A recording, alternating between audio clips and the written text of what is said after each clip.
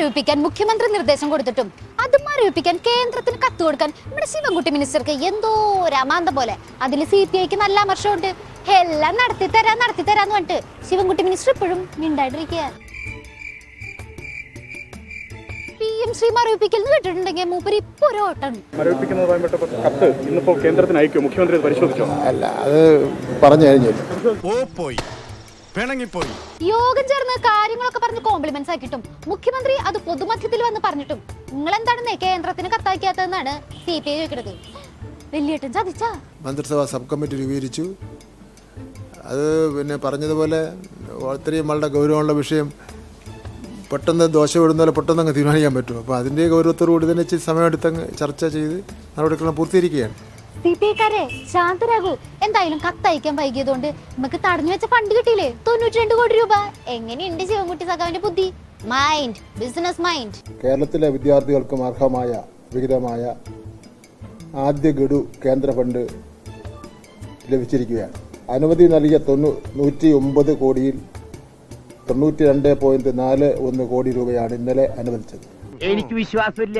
PM Shri പദ്ധതിയെ കുറിച്ച് LDFനും UDFനും ഇതിനെക്കുറിച്ച് ഒരു മണ്ണ് പുണ്ണാക്ക് പറഞ്ഞൂടെ?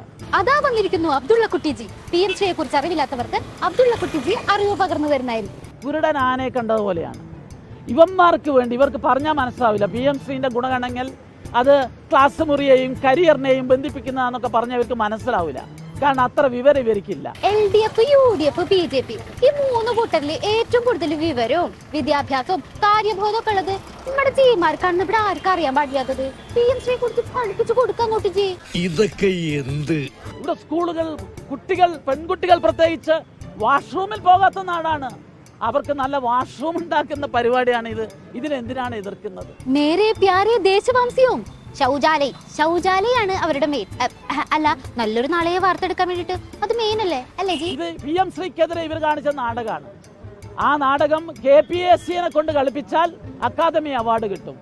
അതിലെ നാടകത്തിലെ വില്ലൻ നമ്മുടെ പിണറായി വിജയനും അതുപോലെ നായകൻ ബിനോയ് വിശ്വവും അതിലെ ഹാസ്യ നടൻ ശിവൻകുട്ടിയുമാണ്. PM ശ്രീ നാടകത്തില് നിങ്ങളുടെ റോൾ എന്താ? കട്ടപ്പയുടെ ക്യാരക്ടർ ആയിരിക്കും അല്ലേ? അല്ല, ഈ PM ശ്രീ വഴി RSS അജണ്ട കുത്തിത്തിരിക്കാനല്ലേ നിങ്ങളുടെ ശ്രമം? അതുകൊണ്ടല്ലേ പല സംസ്ഥാനങ്ങളും അതിലൊപ്പിടാണ്ട് വിസമ്മതിച്ചിരിക്കണത്? എന്നിട്ടൊന്നും അറിയാത്ത പോലെ നിൽക്കാനല്ലേ കൊച്ചു കള്ളന്മാര്? വളരെ ലളിതമായി പറഞ്ഞാൽ, ഞങ്ങളൊക്കെ കോളേജിൽ പഠിക്കുമ്പോൾ ഇന്റേൺഷിപ്പ് എന്ന വാക്ക് കേട്ടിട്ടില്ല. പക്ഷെ ഇപ്പോഴത്തെ കോളേജിലെ കുട്ടികൾ കോഴ്സിന്റെ ഭാഗമായി ഇന്റേൺഷിപ്പിന് പോകും.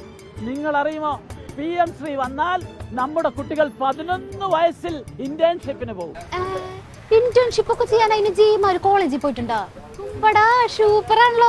അതിന്റെയൊക്കെ സർട്ടിഫിക്കറ്റ് കയ്യിലുണ്ടല്ലോ അല്ലേ? അല്ല, ഡിഗ്രി സർട്ടിഫിക്കറ്റ് ഒക്കെ മിസ്സായി പോയവരാണ് രാജ്യം ഭരിക്കണത്. അതുകൊണ്ട് ചോദിച്ചതാ. എന്തായാലും PM ശ്രീ വിഷയത്തില് വീഴ്ച പറ്റിയിട്ടുണ്ടെന്ന് ഗോവിന്ദ മാഷ സമ്മതിച്ചിട്ടുണ്ട്. പക്ഷെ എന്നിട്ടും ആ കത്ത് കേന്ദ്രത്തിൽ എത്താത്തതില് CPIക്ക് നല്ല അമർഷമുണ്ട്.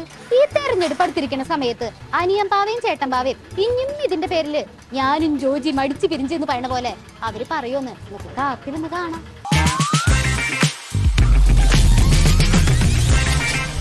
ലോകത്തെവിടെയായാലും ഏത് സമയത്തും 24 വാർത്തകളും ഓഗ്മെന്റഡ് റിയാലിറ്റി പാക്കേജുകളും എക്സ്പ്ലെയിനറുകളും വിശദമായി കാണാൻ ഞങ്ങളുടെ YouTube ചാനൽ നിങ്ങൾക്ക് സബ്സ്ക്രൈബ് ചെയ്യാം.